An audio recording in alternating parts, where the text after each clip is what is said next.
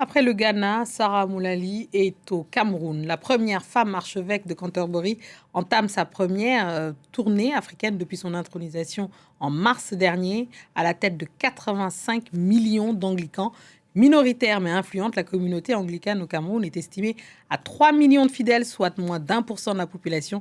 Cette visite a une forte portée symbolique dans un pays déchiré par une crise anglophone dans les régions du nord-ouest et du sud-ouest depuis 2016. À Yaoundé, la correspondance de Marcel Amoko.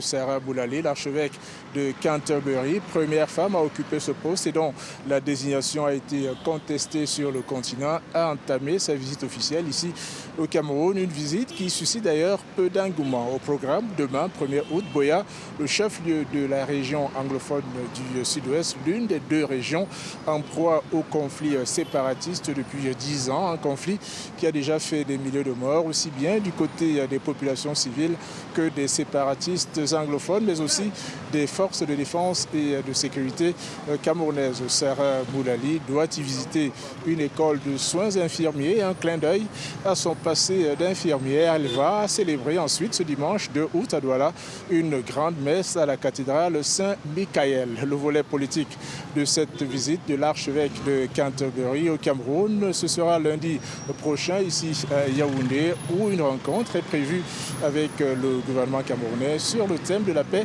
et de la cohésion sociale. L'église anglicane est minoritaire au Cameroun avec quelques 3 millions de fidèles, moins d'1% de la population répartie sur quelques dizaines de paroisses seulement depuis 2008.